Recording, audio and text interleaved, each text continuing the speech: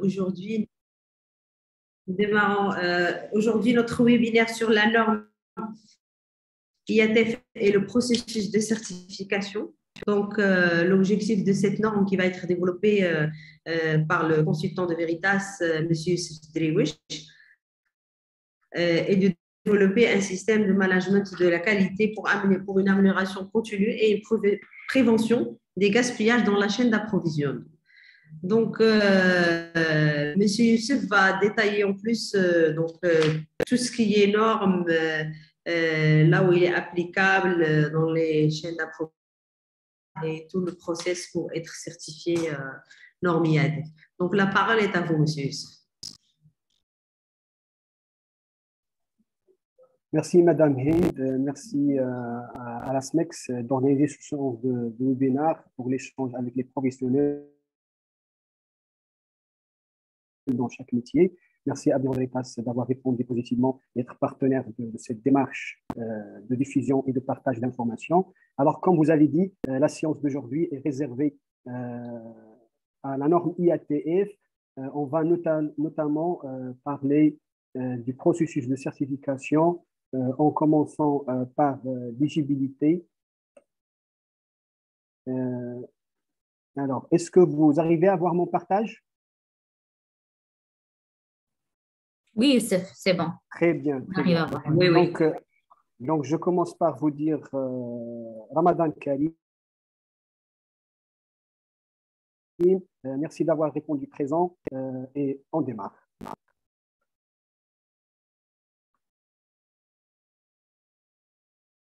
Alors, ça va être autour de 3 axes principalement, suivi d'une séance questions-réponses. On commence par l'éligibilité. Quand est-ce qu'un organisme est éligible à être certifié IATF, le processus de certification, tout le cycle triennal, comment ça se déroule, quels sont les prérequis et les points auxquels il faut faire attention, dans la relation entre l'organisme de certification et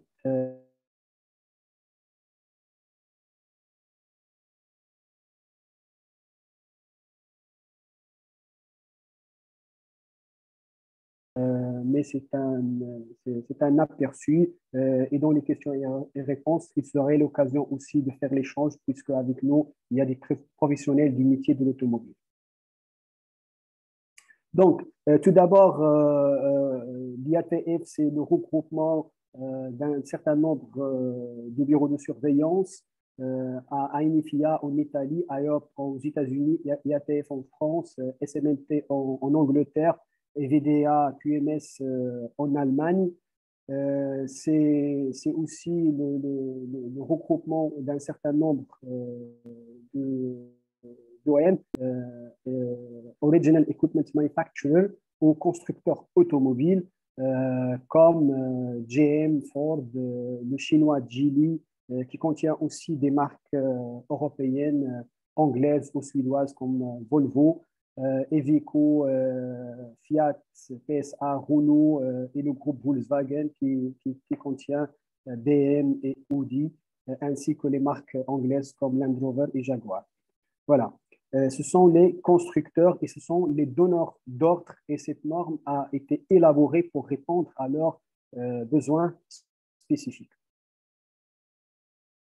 C'est pourquoi je commence par vous dire, si vous avez besoin de comprendre plus de détails et en fonction de la région où vous vous placez, en fonction de la région où vos clients se trouvent, vous pouvez contacter l'un des 5 sites qui apparaissent sur ce slide.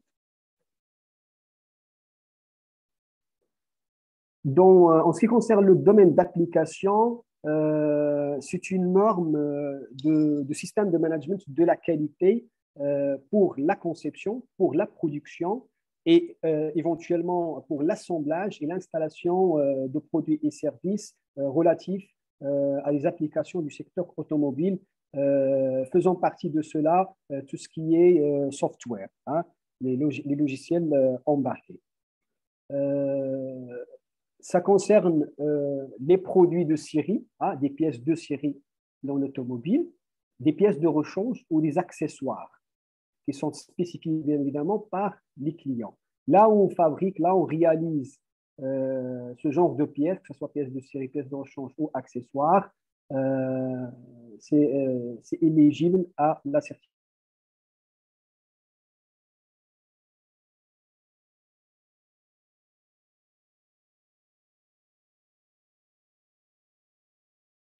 Sont concernés par cette norme. Pour schématiser cela, on va parler de ceux sur lesquels s'applique la norme et ceux sur lesquels ne s'applique pas la norme. Une voiture de passager commercial que nous avons, que pas beaucoup parmi nous en A, c'est une voiture normale, elle est concernée. Les véhicules commerciaux, elle est concernée. Les poids lourds, trucks, sont concernés, les autocars et les motocycles. Donc, ils sont concernés. Ça veut dire quoi? Ça veut dire toutes les pièces de série, pièces de rechange, accessoires qui vont sur ces produits sont concernés et éligibles.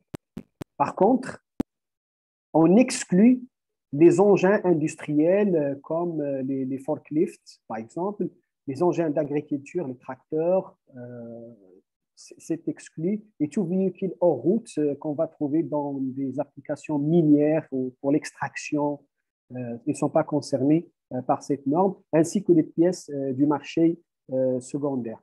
Alors, on entend par marché secondaire, à la différence des pièces après-vente, toutes les pièces détachées, mais qui ne sont ni achetées ni distribuées par le constructeur.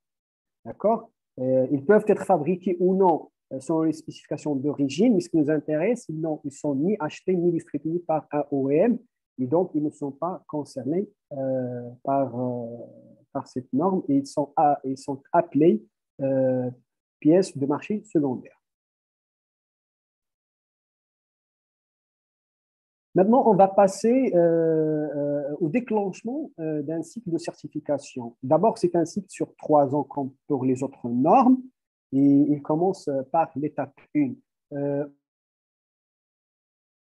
On ne peut pas parler de certification si on n'a pas un contrat exécutoire avec un organisme de certification, Bureau Veritas en l'occurrence.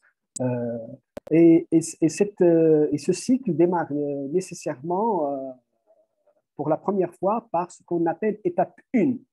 Étape 1 ou revue documentaire. Et cette revue de préparation, il se passe sur site. On ne parle pas d'un contexte particulier que nous avons passé au Covid, où il a été possible de le faire à distance. Ça, c'est un cas particulier qui a été géré par des Section Interpretation, qu'on va évoquer à la fin de cette présentation. Mais dans le cours normal des règles, il s'agit d'un audit sur site. C'est un audit d'une journée ou 2 jours maximum, où il s'agit de décider est-ce que l'organisme demandeur, le client, est-ce qu'il est prêt ou pas. Il ne s'agit pas de mettre en place des constats. On ne parle pas de ce qui est bon, ce qui est mauvais. On dit juste, vous êtes prêt ou vous n'êtes pas prêt. Go, not go. Si l'organisme n'est pas prêt, malheureusement, il va devoir repasser l'étape une deuxième fois. Et c'est comme ça, jusqu'à ce qu'il soit prêt. Alors, qu'est-ce que ça veut dire prêt? On peut en discuter aussi dans une question si vous voulez. C'est une étape qui va faire l'objet d'un rapport. Un rapport parce que c'est aussi un audit. Une fois c'est fait, on va passer à l'étape 2 de l'audit principal des différents sites. On le verra sur le slide suivant, mais avant, je souhaite vous dire que sur le cycle de 3 ans, il y a des audits de surveillance. Les audits de surveillance, classiquement, nous en avons 2 dans le cycle, c'est-à-dire chaque 11 mois, mais on peut en avoir plus si le client, dans son contrat avec l'organisme de certification, choisit et opte pour du surveillance chaque 6 mois ou chaque 9 mois. La recertification doit nécessairement se faire à la date anniversaire de la date de certification maximum, donc plus 0 tolérance, et moins 3 mois. Donc voilà, c'est ça. Si l'étape 1 est positive, on décide de procéder à l'étape 2, ça veut dire qu'on va partir sur un plan d'audit.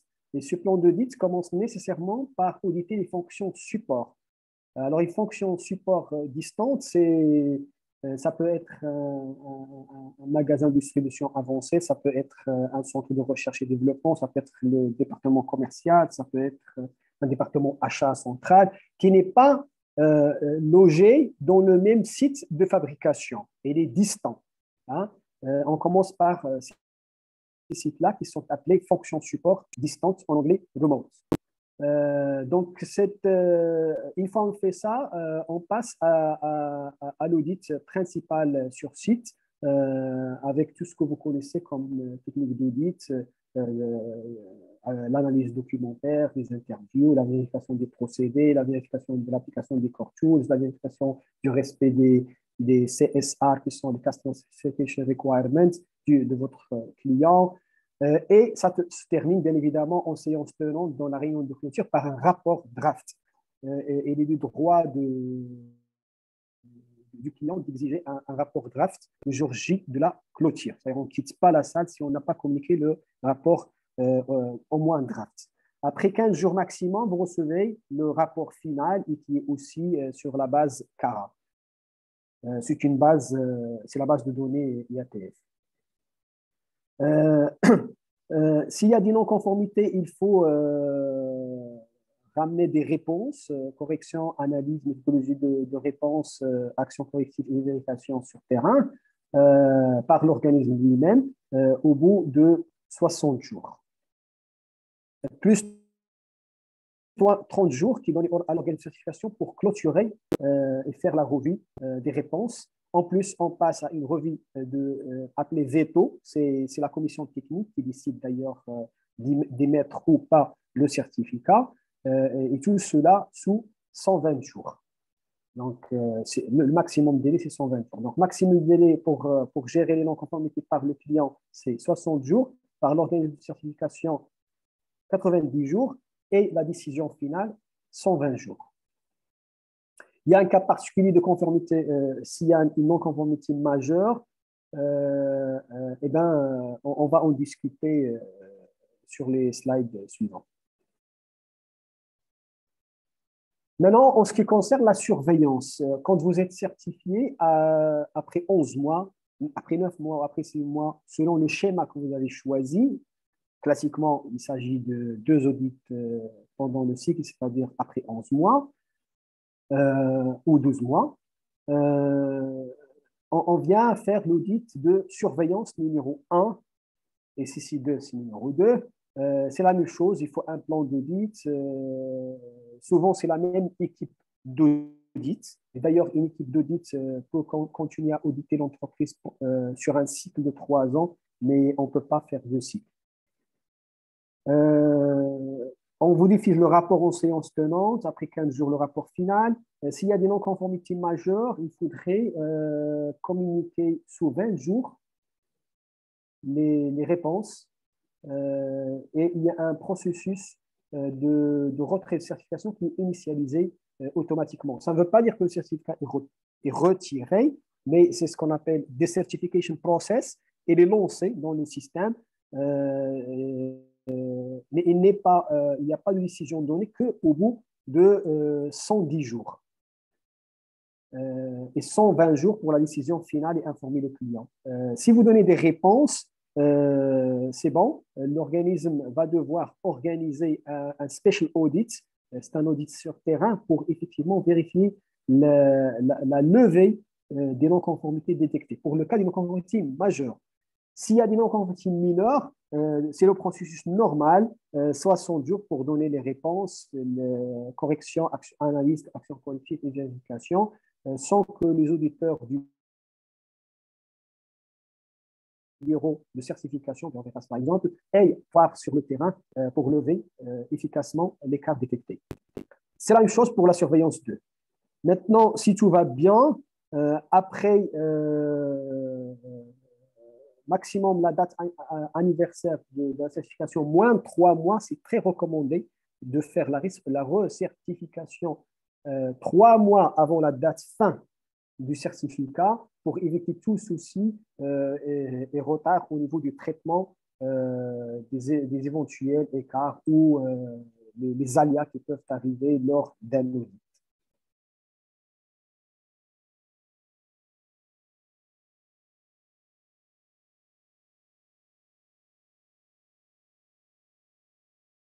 Des documents non communiqués à temps à l'organisation de certification déclenchent aussi un processus de décertification.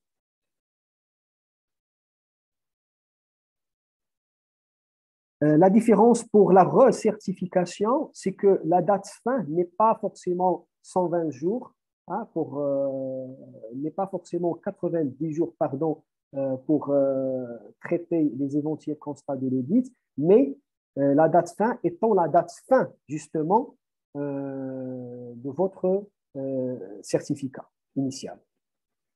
D'où l'intérêt de le faire 3 mois avant. Il y a un cas particulier que je souhaite partager avec vous, appelé par l'IATF Rules, attestation de conformité. Certaines entreprises, peut-être parmi les participants, il y en a, des personnes concernées par ça, ils n'ont pas toutes les prérequis d'éligibilité et donc ils ne peuvent pas être certifiés. Par contre, s'ils ont un site nouveau, un démarrage d'activité, ne possédant pas encore 12 mois de données internes ou externes sur leur performance de prod interne et externe, alors là, ils ont droit à une attestation de conformité. Aussi, les sites qui ont dans leur consultation un client final qui souhaite travailler avec eux, mais n'a pas encore entamé. C'est juste une consultation. Ces deux cas de figure, on peut venir auditer. C'est un audit qui donne naissance à une attestation de conformité. Le calcul du jour, il est le même, mais c'est une attestation de conformité juste pour dire qu'il y a bien des processus qui existent et ces processus satisfont bien aux exigences de l'IATF et des règles de reconnaissance.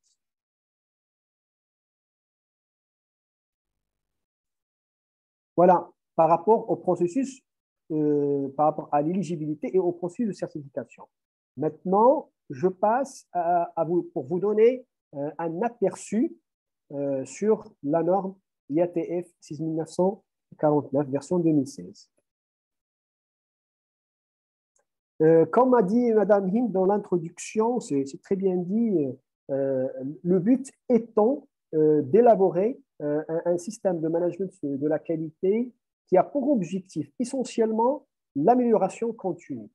C'est quelque chose qu'il faut démontrer à chaque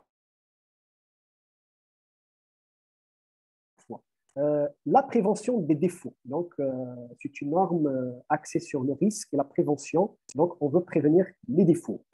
Ainsi que la réduction des sources de gaspillage, notamment les variations dans la chaîne d'approvisionnement. Ce sont 3 objectifs principaux qu'on trouve dans l'introduction et de la norme et des rules. Je ne vous apprends pas grand-chose quand je vous dis que l'IATF est l'association entre les spécifications techniques automobiles et la 9001, mais sur 2 documents séparés. L'ISO 9001, c'est ISO, l'IATF, c'est IATF. C'est les organismes qui gèrent ça séparément. Alors, dans le contenu de l'IATF, vous n'avez pas trouvé le wording, le texte de l'ISO 9001, mais juste une référence à l'ISO 9001. Allez voir l'ISO 9001, allez voir l'ISO 9001. Pour la structure de la norme, elle est structurée selon le HLS, High Level Structure, qui aujourd'hui la structure de base de toutes les autres normes, à savoir des chapitres génériques, introduction, domaine d'application, références normatives, termes et définitions. Dans les termes et définitions, on va trouver une panoplie de terminologies propres à l'automobile. C'est important de les assimiler avant de rentrer dans le fond de la norme. Ça, c'est juste un conseil pour ceux qui s'intéressent au sujet. Et les chapitres où il y a des exigences, le premier, c'est le contexte de l'organisation, suivi par le leadership, la planification, support, toutes les ressources nécessaires, la maîtrise opérationnelle, chapitre 9, performance et évaluation,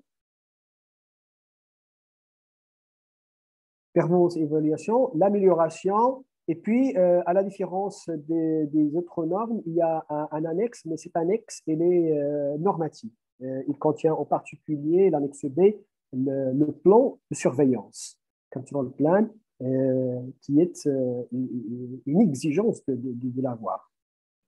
Donc, cette structure, vous pouvez remarquer qu'elle est conçue sur l'approche PDCA, la revue du ligne. Il faudrait bien planifier son système en étudiant le contexte et mettant en place l'analyse des risques nécessaires et l'organisation nécessaire à avoir. Et puis, une fois que vous avez mis en place les ressources, le 12 serait la maîtrise opérationnelle, le check via des audits, via des indicateurs de performance, via la revue de direction notamment, et puis le plan d'action, de réaction si ça ne va pas, et de l'amélioration même si ça va.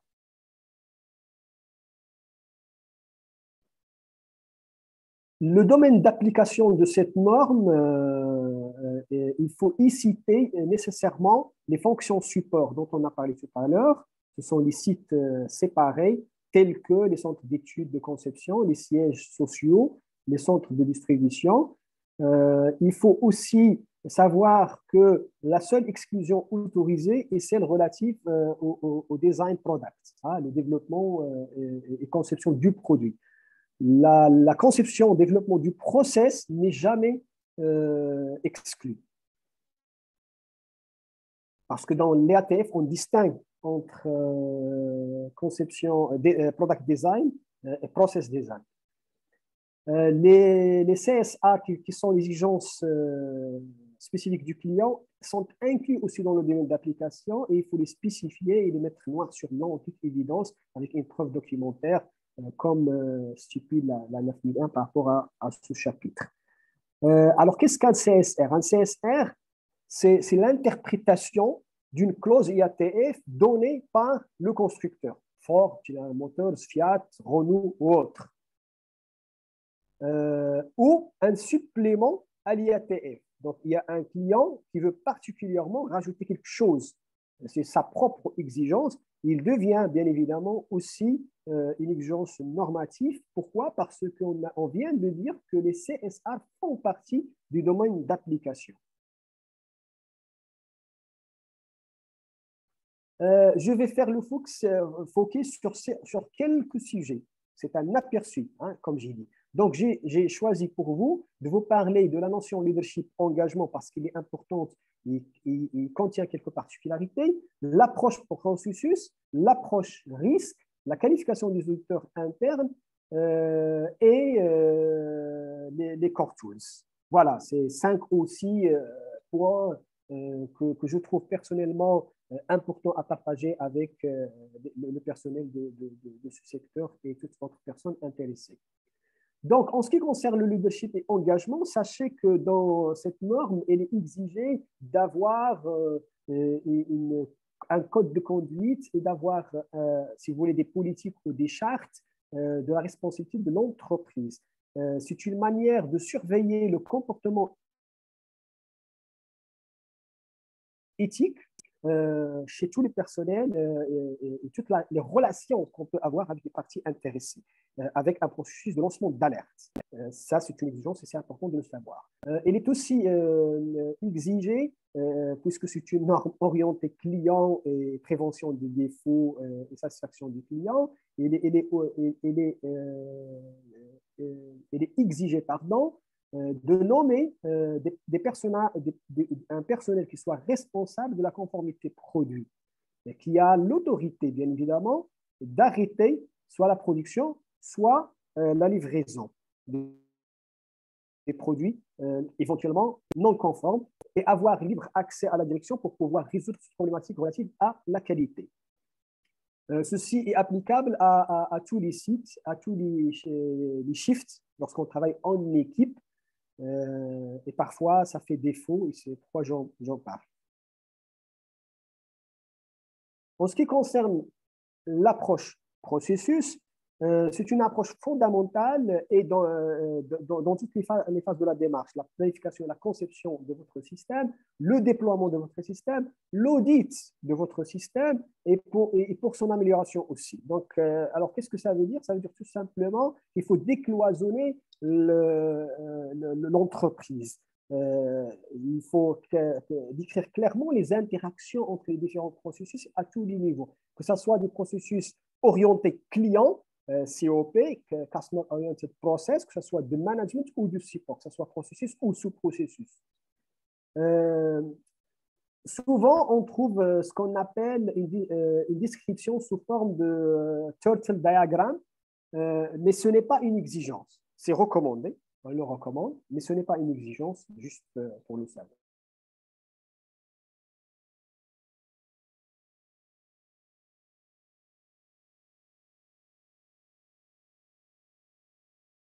D'évaluer et d'améliorer leur efficacité et leur efficience. Les résultats des activités de revue de processus sont une donnée d'entrée à la revue d'élection. Ce qui m'intéresse ici, c'est qu'il faudrait à chaque fois avoir l'œil sur l'efficacité qui est la réalisation par définition d'infini, la réalisation des actions planifiées et l'atteinte des résultats escomptés, et l'efficience, c'est-à-dire ramener l'atteinte de ces objectifs aux ressources déployées. Par rapport à cette exigence, il y a je vais dire amendement entre parenthèses, ça s'appelle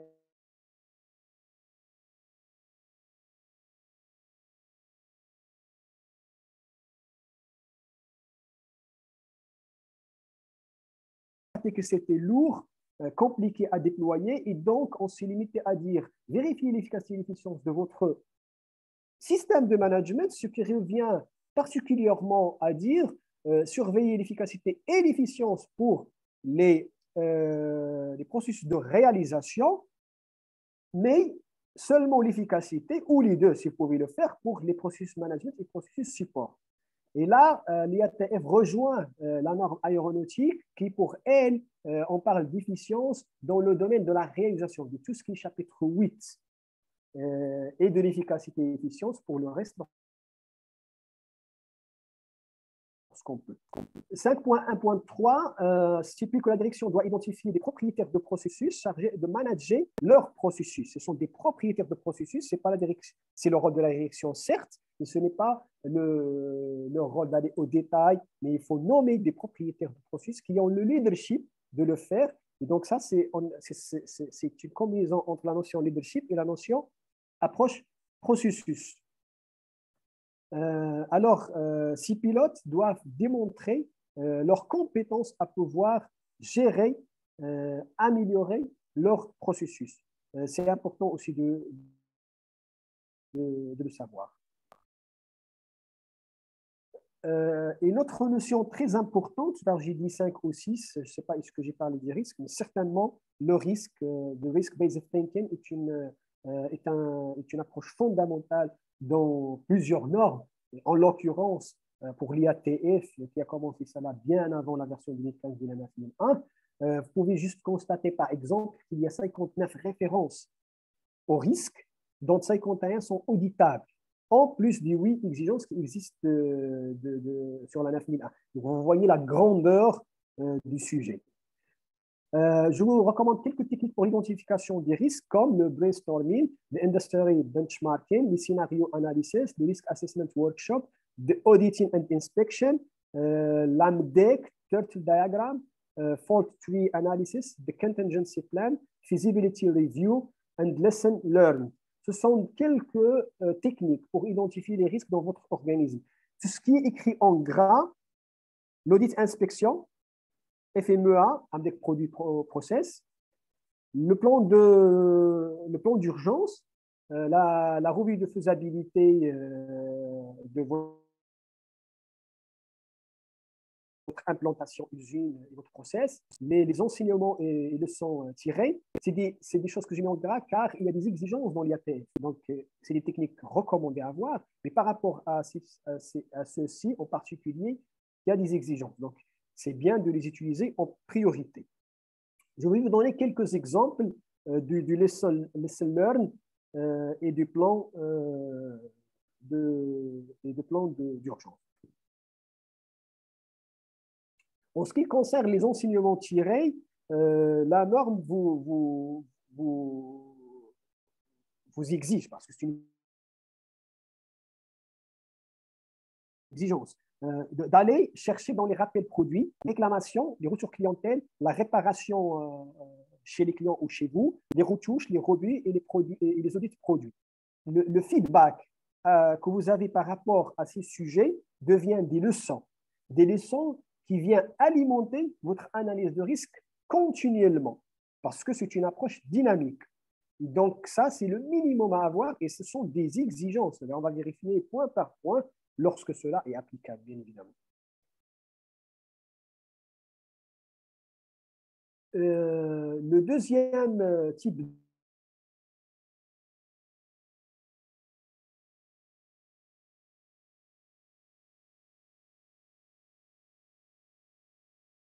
risque interne et externe pour tous ces processus de fabrication, pour tous ces équipements et pour toute son infrastructure qui sont jugés essentiels pour maintenir un rendement de production tel que souhaité, assurer le respect des exigences du client.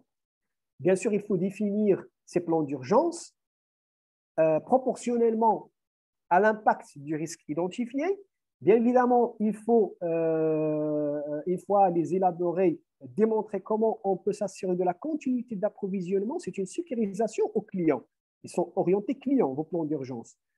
Quelques exemples, par exemple, au cas d'interruption de produits, matières premières de votre fournisseur ou votre interruption d'un process ou défaillance d'un service fourni par des prestataires, des catastrophes naturelles, éventuellement le feu et l'incendie, l'interruption de tous les fluides, électricité, gaz ou autres, la pénurie de matières premières ou de main-d'œuvre, la perturbation de votre infrastructure. Tout ça, ce sont des scénarios très possibles pour lesquels il faut des simulations et des tests périodiques afin de s'assurer que vos plans de réaction sont efficaces. La direction, bien évidemment, est impliquée dans ce sujet, qui est d'ailleurs élaboré par une équipe pluridisciplinaire, et nécessairement, on a besoin de voir un document qui prouve tout cela. Il a été rajouté depuis 2 ans deux cas. Le cas de gestion de crise sanitaire, comme l'exemple de Covid-19, et puis le cas du cyberattaque, parce que c'est quelque chose qui devient répétitif. Plusieurs entreprises passent leur gestion de prod sur des ERP qui sont éventuellement accessibles à des intrusions ou des malveillants. Et du coup, la notion de cyberattaque et les tests de plan de réaction sont importants à ce sujet. Et donc, il y a une SI, Sectional Interpretation, qui parle de ces sujets. Et donc, ils deviennent une exigence aussi. À la taille de l'entreprise. C'est une analyse de risque, n'oubliez pas ça. Un autre exemple, si ça vous intéresse pour l'analyse de risque, lié l'implantation des usines et des installations et équipements. Elle est exigée d'optimiser les flux de matière, la rétention, et avoir une approche de gestion de l'espace de façon à minimiser les variations et les gaspillages, mais aussi c'est une notion basée sur une réévaluation des risques périodiques. Donc c'est écrit ici, l'organisme doit maintenir l'efficacité de ces processus, y compris la réévaluation périodique des risques, afin d'intégrer tous les changements réalisés pendant l'approbation des processus et la mise à jour des plans de surveillance ainsi que la vérification au poste de travail. C'est l'occasion pour vous dire aussi que c'est une norme très orientée qui contient beaucoup d'éléments techniques et orientés terrain, orientés client, certes, c'est eux qui ont élaboré la norme, mais lorsqu'on veut l'appliquer, nous sommes dans le terrain. Il faut aller voir ce qui se passe dans les postes, auditer les postes, auditer le produit, auditer le process, former le personnel sur le poste, les opératrices et opérateurs, au même titre que l'encadrement. Et l'analyse de risque, c'est une approche dynamique, j'ai dit tout à l'heure, on le voit ici, la réévaluation périodique des risques. Donc, il est très étonnant de venir voir une entreprise après 11 mois et trouver que l'AMDEC est la même, que l'analyse des risques et les études de faisabilité sont les mêmes et que le plan d'urgence est le même. C'est très étonnant, difficile à prouver qu'il n'y a fait aucun changement et aucune leçon tirée des événements vécus. Alors, un autre point, et avant-dernier, cet aperçu, c'est les types des audits qu'on peut avoir dans un système de management de qualité automobile. Vous avez des audits internes et des audits second party d'abord. Dans les audits internes, vous avez l'audit de fabrication, hein, du processus de fabrication. Parfois, mais c'est pas parfois, à chaque fois, à chaque fois que le client requiert une façon de faire, une approche d'audit, c'est celle-ci qui est applicable. S'il ne vous donne pas une approche spécifique, il n'y a pas un manuel, il n'y a pas un guide sur l'audit produit, audit process, vous utilisez le vôtre. D'accord? Donc, il y a l'audit process, j'ai dit, l'audit produit et l'audit système, comme la 9001. L'audit second party, c'est lorsque vous auditez vos fournisseurs ou lorsque le client vient vous auditer, ça s'appelle aussi un audit second party. Alors, ces auditeurs doivent démontrer leurs compétences par rapport au sujet suivant. La maîtrise et la compréhension de l'approche processus et de l'approche risque, la maîtrise et la compréhension des spécifications clients, la maîtrise et la compréhension de la 9001 de l'IATF, la maîtrise et la compréhension du process à auditer ou du produit à auditer dans le cas du produit ou de l'organisation de l'entreprise à auditer lorsqu'il s'agit d'un second party, dans le cadre du champ d'application, bien évidemment. J'ai parlé du second party, alors le but étant de vérifier chez le client son niveau d'évaluation du risque. Ça peut être l'élément déclencheur de cette second party et l'un ou la combinaison de plusieurs éléments. Ça peut être pour le but d'évaluer le risque fournisseur, ça peut être dans le cadre du monitoring de votre fournisseur, ça peut être pour le développer et le préparer à un projet ou parce qu'il a des problèmes et dans ce cas, il faut l'aider, il faut le tirer vers le haut. Ça peut être aussi dans le cadre d'un audit produit ou un audit process. Voilà. Il est dit aussi que sur la base d'une analyse de risque, on va savoir sur quoi on va s'intéresser et quelle est la durée à envisager, et le nombre de fois et le type et l'étendue de cet audit second party.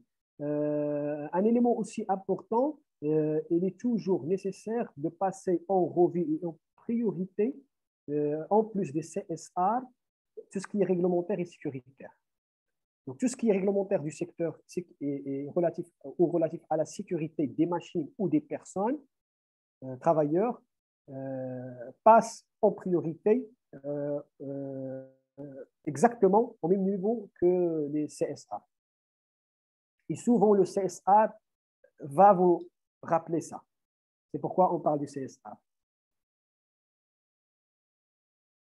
Juste pour information, sachez qu'il y a un certain nombre de processus documentés exigés par la norme. Ce n'est pas une liste exhaustive. Il y a aussi une documentation à conserver, anciennement appelée enregistrement. Il y a aussi tout ce qui est exigé par la 9001 qui reste exigé par l'IATF. Mais ça, c'est un plus et un minimum et des choses, je dirais, à ne pas rater. Ce sont les processus documentés sous forme de processus, comme dit, ou sous forme de procédure. Quelques exemples. Sécurité produit, les enregistrements des étalonnages et leur vérification, l'identification des besoins en formation et la gestion des compétences, la compétence et le suivi des auditeurs, de qualification des auditeurs internes, la motivation et responsabilisation de votre personnel, les spécifications techniques ou engineering specification en provenance du client. Donc, il s'agit d'expliquer comment c'est géré, comment on a la veille, comment c'est appliqué, comment on gère la modification, l'étude d'impact, etc. La conception et développement des produits et services, les caractéristiques spéciales, la sélection des prestataires externes, l'étendue et type de leur maîtrise, tout ce qui est exigence réglementaire et légale, que ce soit du pays de fabrication, par exemple au Maroc, au pays destinataire, si votre client est basé en Europe, et le pays de provenance, la réglementation légale et réglementaire du pays de provenance. Si vous achetez de la matière de chez l'Inde ou en Malaisie ou du Portugal, je ne sais pas où, de toute façon, dans les 3 zones, pays de fabrication, zone de destination et zone de provenance.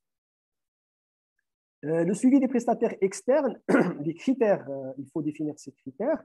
The change management procedure, c'est aussi une exigence. La modification provisoire des moyens de maîtrise des processus, notamment quand est-ce qu'on a recours aux méthodes alternatives, qu'est-ce que ça veut dire, quand, comment c'est géré, à quelle durée, etc. C'est quelque chose d'important aussi. Les procédures de retouche et les procédures et la gestion de produits réparés. Alors, la norme IATF distingue entre retouche et réparation. Vous allez trouver ça soit dans les définitions, soit dans les SI, soit dans les CSA. Voilà. Ce sont 3 sources où on peut trouver la distinction. L'élimination des produits non conformes, généralement c'est un scrap ou retour chez la clientèle, bien maîtrisé bien évidemment. Programme des audits internes des types particuliers à l'automobile, produit process. La méthodologie de résolution de problèmes type 8D, souvent exigée par les constructeurs, mais il y a d'autres normes. Et en l'absence d'une approche exigée par le client, vous pouvez utiliser la vôtre. Souvent, nous, on vous recommande le 8D. Dispositif anti-erreur, classiquement appelé Pokayoke, et le process d'amélioration continue qui est un objectif même de la norme. Alors, vous avez entendu parler des SI, mais aussi des FAQ. Alors, FAQ, c'est des Frequently Asked Questions. C'est des utilisateurs comme nous tous qui posent des questions. Quand la question se répète et devient pertinente, jugée pertinente, l'IATF donne une réponse. Cette réponse devient un guide. Une fois cela est publié. La dernière publication a été faite en avril 2021. Il faut toujours avoir la veille. Mais par contre, ce n'est pas auditable. Contrairement à ce qu'on appelle Sanctioned Interpretation. C'est des interprétations qui étaient sanctionnées par l'IATF, déterminées, approuvées, et donc, ils sont auditables. On peut vous donner quelques exemples. Il y a des SI qui parlent de la relation avec les labos externes, et donc ça change légèrement le chapitre laboratoire externe que vous avez sur l'IATF. C'est pourquoi il faut être au courant du sujet. Dernière version, c'est celle de février 2022, tout récente. Il y a aussi une section interpretation qui parle de la notion d'accessoire. Qu'est-ce qu'on entend par accessoire? Est-ce que c'est les enjeux de verre? Est-ce que c'est les gilets? Est-ce que la bouteille d'extinction FEPNA qu'on doit avoir dans nos véhicules fait partie des accessoires ou pas? Les SA, ils vous répondent à ce genre de questions et on est là aussi pour échanger s'il y a besoin, pour vous apporter des éclaircissements s'il y a des questions. Il y a aussi des SI sur le calcul du jour qui a vu une légère modification. Et donc, tout ça, c'est disponible sur les différents sites que j'ai cités au début pour que vous soyez conscient, aware de comment fait l'organisme et pouvoir aussi discuter avec votre organisme de certification par connaissance des causes. Voilà. Enfin, j'espère que le speed n'a pas été très vite, mais j'ai voulu laisser le temps à l'échange parce que je sais que nous sommes avec des des professionnels. On ne vous apprend pas grand-chose, mais toute la richesse serait dans l'échange. Donc, je vais terminer par vous parler des core tools et manuels recommandés. Alors, sachez qu'il y a des core tools, c'est ce que j'ai mis en gras, the Measurement System Analysis, the Production Part Approval Process, PPAP, and the Advanced Products Quality Planning, qui est l'APQP, et le plan de surveillance Control Plan. Alors, ce sont et le SPC ainsi que le FMEA, Index Produit et ou Process. Ce sont des core tools exigés par la norme, exigés à être déployés dans votre système, dans votre process, dans vos process. Bien sûr, s'il y a des recommandations, des SCSA, Customer Success Requirements, dans ce cas, il faut utiliser l'outil que votre client et le canevas que votre client a exigé. S'il n'y a pas d'exigence, on vous recommande d'aller revoir les manuels IAG ou VDA ou les autres. Le PPAP et la PQP est une méthodologie recommandée, mais ce n'est pas une exigence. Mais comme pratiquement tous les constructeurs l'exigent, il devient une exigence. Dans l'IATF, ce n'est pas écrit comme étant une exigence. Hein. Pas comme le MSA, qui est écrit comme exigence, pas comme l'AMDEC, pas comme le SPC. Voilà. Les autres manuels recommandés, c'est Layered Process Audit qui vous aide, qui vous donne des guides pour faire des audits process produits. Je pense que c'est une recommandation de PSA et FIAC. Le guide d'audit process de production V2 doit être aussi PSA, FIAC ou Rouleau. The Effective Problem Solving Practitioner Guide et les autres moyens que j'ai cités. Implementation Standardized Work, celui-ci, c'est de la SNMT, c'est l'organisme anglais. Minimum Automotive Quality Management System Requirements for Sub-Tier Suppliers, ça, NAQ, NSR, vous allez le trouver dans l'IATF, c'est le minimum. Ça aussi, c'est une exigence. Vous devrez le mettre en gras. D'accord? C'est une exigence.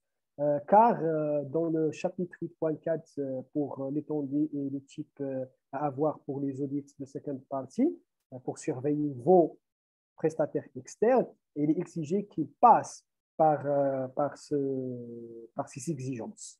C'est la façon pour les tirer vers le haut. Par exemple, ils vont devoir commencer par un basique ISO 9001, ensuite par répondre à une évaluation spécifique client, c'est-à-dire spécifique constructeur, ensuite une démarche IATF, une certification IATF, jusqu'à l'amélioration de la performance continuellement. Voilà, donc ma présentation touche à sa fin. J'espère que ça a été utile. C'est juste la première partie. La deuxième partie, c'est l'échange entre nous tous. Et marhaba bikum. Je vous redonne la parole, Madame Hind.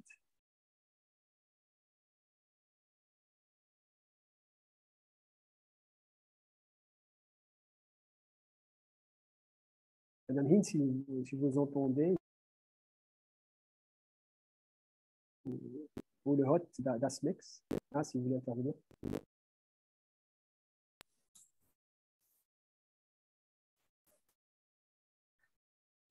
Merci de... Oui.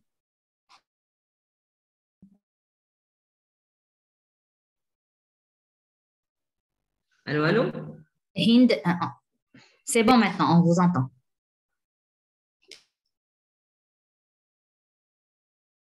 Hind, votre micro est coupé.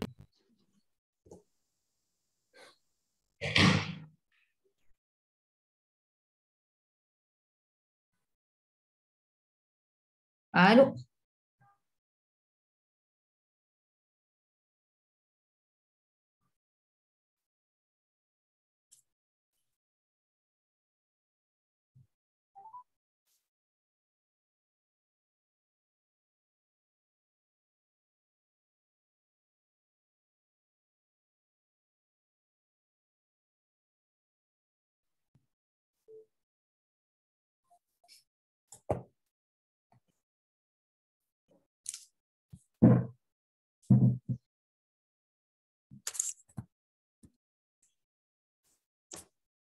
Bonjour à tous. Je pense que Madame Hind, elle a un problème de connexion. Donc, je prends la parole. Donc, c'est Mounet Msamani. Je suis la directrice certification de Bureau Veritas Maroc. Donc, Bureau Veritas, comme vous le savez tous, il est leader mondial dans tout ce qui est test, essai et inspection et certification. Donc, nous sommes quelque part, on joue un rôle comme gendarme de la conformité, donc pour l'évaluation de la conformité par rapport à tout type de standards et de normes. Donc, merci Youssef pour la présentation. Donc, c'était vraiment très riche et très complet. Donc, Youssef, comme c'était prévu, donc il nous a présenté le processus de certification, un aperçu sur la norme IATF et un petit aperçu également sur les core tools. Donc, j'ouvre la partie questions-réponses. Donc, si quelqu'un a une question, marhaba, je ne sais pas si on a la main. Hind, elle nous a rejoint. Oui, effectivement. Donc, Nous avons déjà quelques questions écrites. Oui, sur le chat. Vous voyez les questions?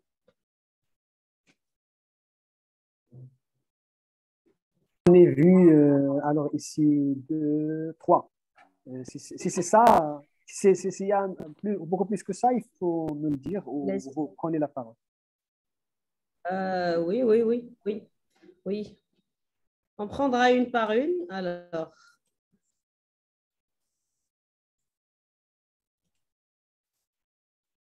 par rapport les peintures en poudre, is it included in IATF certification? Donc, je ne vois ça, pas c'est la première question. Puisque vous parlez de la peinture, je ne vois pas tout. Oui. OK. Vous voulez qu'on fasse question par question? Oui. Allez-y, en attendant que je trouve. C'est la même chose en anglais. As a powder coating manufacturer, are we required to have IATF certification? Donc, il a refait la même question. Le manuel qualité est exigé par l'IATF, par la norme. Alors, commençons par ces deux-là.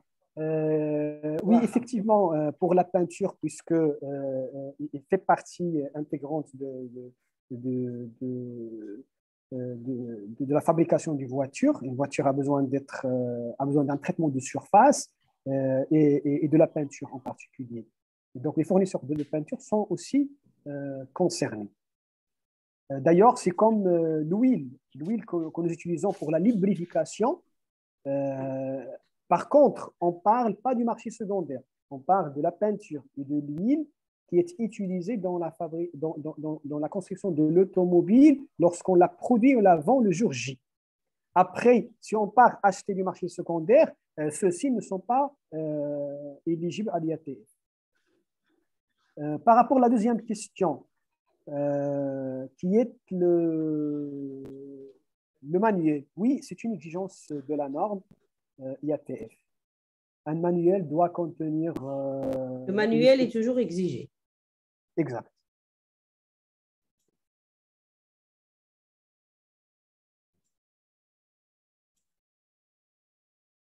Donc, je pense à des questions, là, une remarque. 7.5.1.1, documentation relative au système de management de la qualité. Le système de management de la qualité de l'organisme doit être documenté et inclure un manuel qualité qui peut être constitué de plusieurs documents électroniques ou papier. Donc, c'est juste un commentaire. Procedure for beginning certification. What is procedure for beginning certification? Pour commencer votre processus de certification, il faut un contrat exécutoire avec un organisme de certification, Bureau Veritas en l'occurrence. Et donc, ils vont vous demander des données, hein, un template à remplir, c'est les standards, c'est l'effectif, le process que vous faites, vos clients, etc. Si vous avez 12 mois de données de performance internes et externes, si vous êtes éligible par rapport aux produits que vous fabriquez, accessoires, pièces de rechange, et vous avez un client, vous êtes certifiable, donc on va vous donner le nombre de jours et la date de l'étape 1. pour dire est-ce que vous êtes prêt ou pas. Si vous êtes prêt, on passe à la certification. Si vous n'êtes pas prêt, on refait. Vous n'êtes pas prêt, ça veut dire quoi? Ça veut dire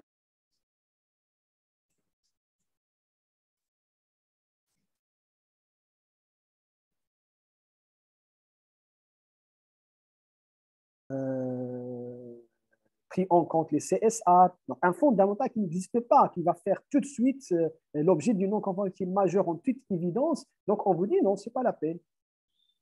Il faut se préparer. C'est pourquoi ça s'appelle revue de préparation. Maintenant, si vous n'avez pas des données de 12 mois, mais vous êtes consulté par un consultant, pardon, vous êtes consulté par un constructeur, vous avez issu le droit d'une reconnaissance, ça s'appelle attestation de conformité. On vous recommande aussi, et c'est toléré par les rules, un audit, un pré-audit ou audit à blanc. DV a le droit de faire des audits à blanc aussi avant d'entamer la procédure de certification. Donc, cet audit à blanc va avoir un nombre de jours moins que ce qui est prévu, à hauteur de 80% maximal des jours, des vrais jours, si vous voulez. Donc, j'espère que j'ai répondu à la question de la procédure de certification. Okay. Alors, les vélos électriques qui dépassent une certaine vitesse sont-ils concernés? Je ne sais pas, à vrai dire. Mais c'est une très bonne question que j'ai notée d'ailleurs. Et je reviendrai vers Youssef Kalachou, parce que je vois le nom qu'il a posé. Salam alaikum, Youssef. Alors, effectivement, on va. Les motocycles, oui. Le vélo, ce n'est pas un motocycle, mais il dépasse une vitesse. C'est quoi cette vitesse d'abord? Je sais que certains vélos sont équipés par des produits, des constructeurs, des fournisseurs des fournisseurs d'automobiles comme Value et autres. Mais en tout cas, je n'ai pas la réponse. On revient vers vous pour vous donner la réponse. Aujourd'hui, il n'y a pas de sanction interpretation qui parle de ça. Le mot vélo n'attinge. Donc, je peux dire non, mais je préfère pas, puisque ce monde change. Je préfère revenir vers vous. Première réponse est non, mais je reviens vers vous avec une réponse beaucoup plus précise. Alors, comment faire la simulation dans le cas d'incendie, par exemple, activer le sprinklage? L'incendie est un des cas possibles d'événements indésirables qui peuvent interrompre la production, présenter un aléa à votre infrastructure.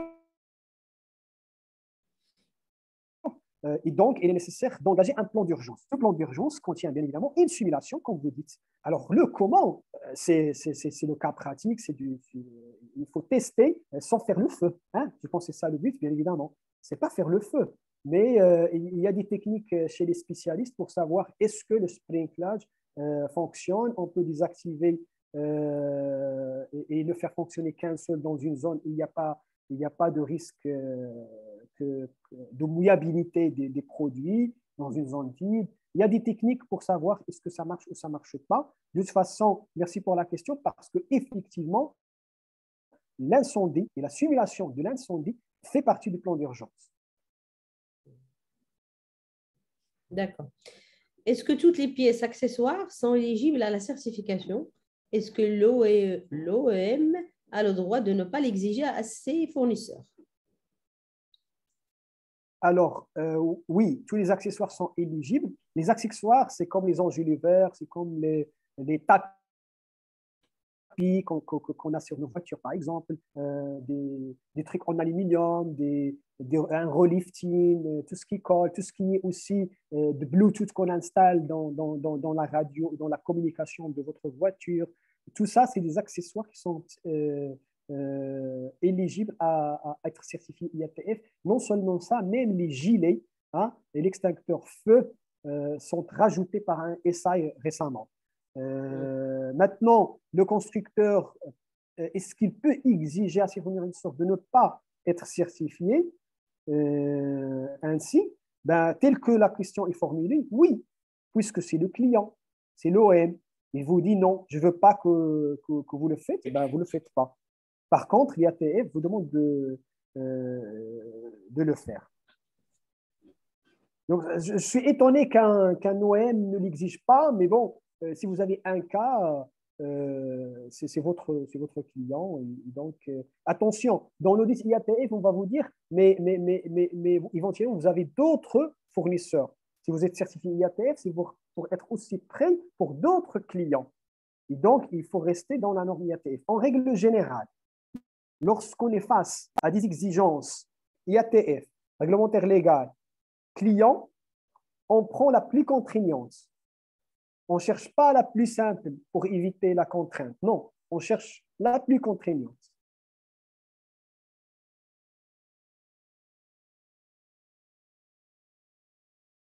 Je ne vous entends pas, Madame Hind. Alors, l'OM exige l'IATF à ses fournisseurs qui font pareil vis-à-vis de leurs fournisseurs. Jusqu'à quelle profondeur on s'arrête?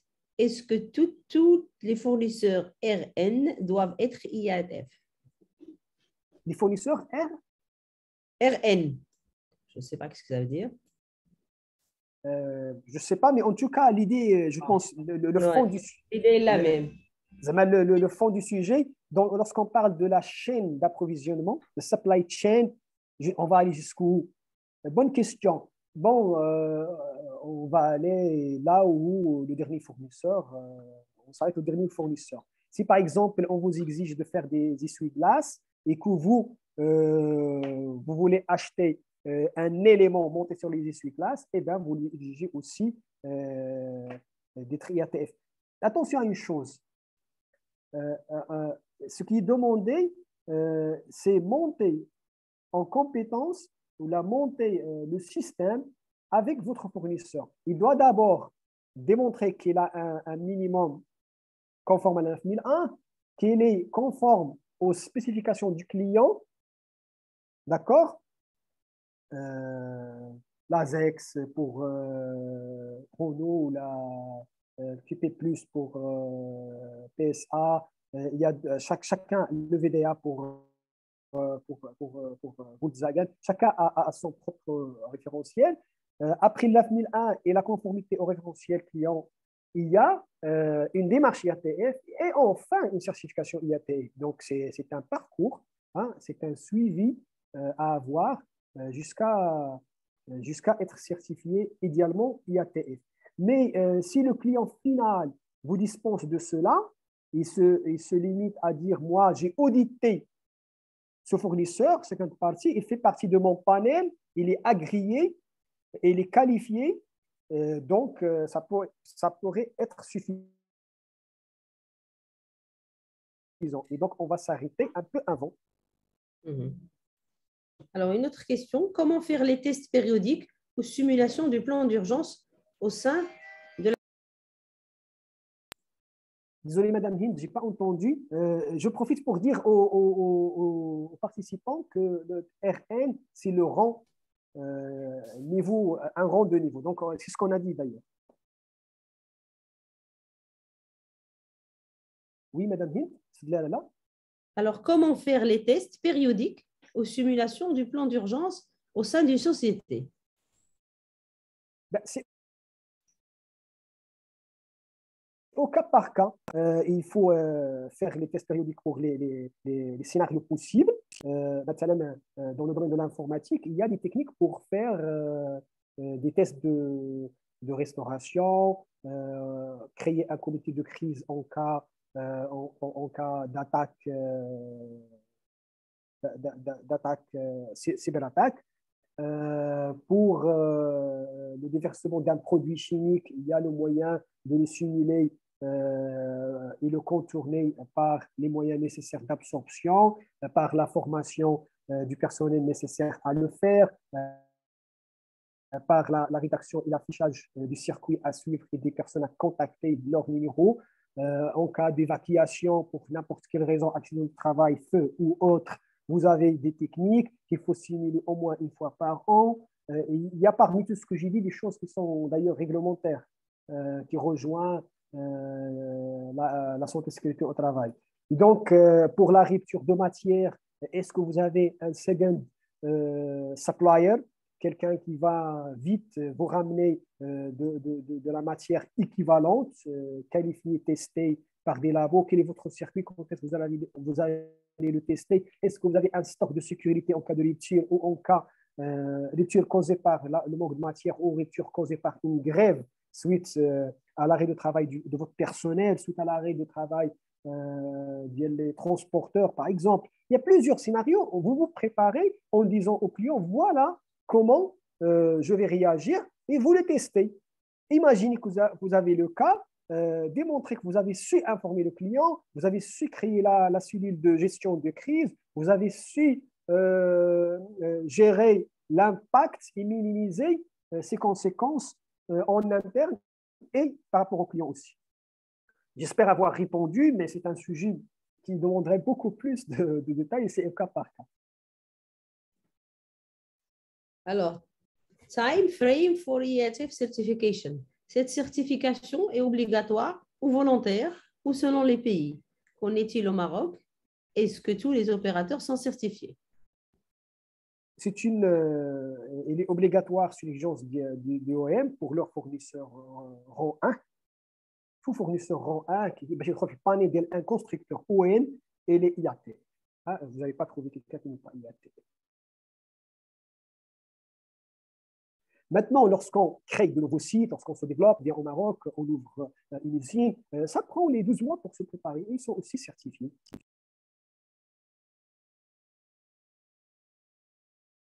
Très bien, je pense que c'était toutes les questions qui ont été posées. Là-dessus, il y a une qui...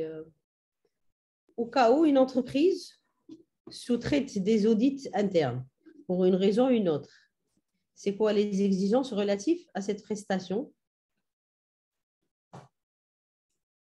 Être IATF, IRCA est un mandatory ou juste ISO 19011 et la maîtrise de la norme IATF? C'est vrai, c'est une question. En fait, d'abord, on a le droit de se faire auditer dans le cadre de l'audit interne par un cabinet externe. On a ce droit. Mais pour rester cohérent avec l'exigence de la norme, ce cabinet de conseil externe qui a les compétences nécessaires, qui est auditeur IATF, etc., où il maîtrise la norme, et les core tools, process, risque, tout ça, j'en passe.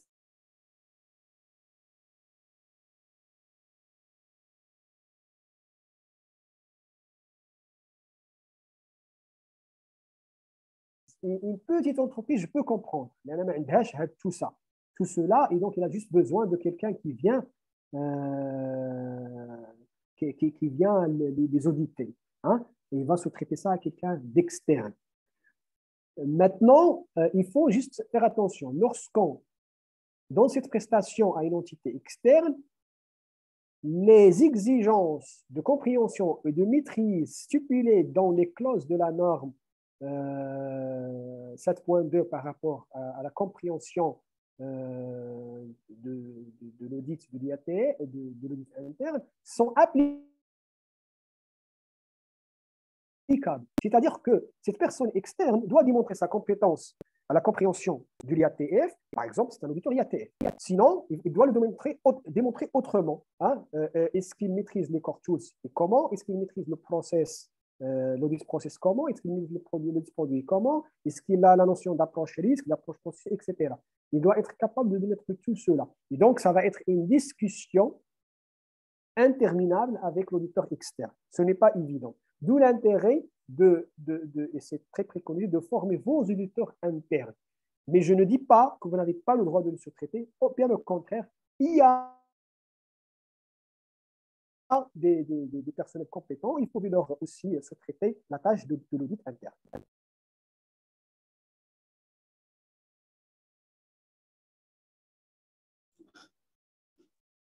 C'était toutes les questions qui ont été posées sur le chat. Donc, on invite donc les gens qui ont participé avec nous et qu'on remercie vivement donc, de nous transmettre leurs questions. Donc, on est là pour répondre avec Sidriwish.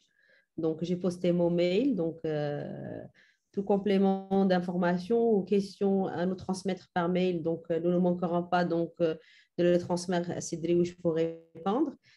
Sidriouche, merci pour votre exposé. C'était très clair sur le domaine d'application de la norme et son éligibilité. On vous remercie et on se donne rendez-vous, donc, je pense, dans une dizaine de jours pour le secteur aéronautique avec le bureau Veritas. Merci beaucoup. Je pense que ça sera en mai, Inch'Allah, pour l'aéronautique. Inch'Allah. En tout cas, c'est moi, merci, je vous en prie. Il y a d'autres questions, mais comme vous avez le mail, on va suivre avec eux, comme le SPC en cas d'un montage manuel. Mais c'est des questions très techniques et très spécifiques. On va les traiter avec les personnes concernées directement. Je vous remercie, madame. Le plaisir est partagé. Merci aux participants. Merci, au revoir. Merci à tout le monde. Au revoir. Merci, au revoir.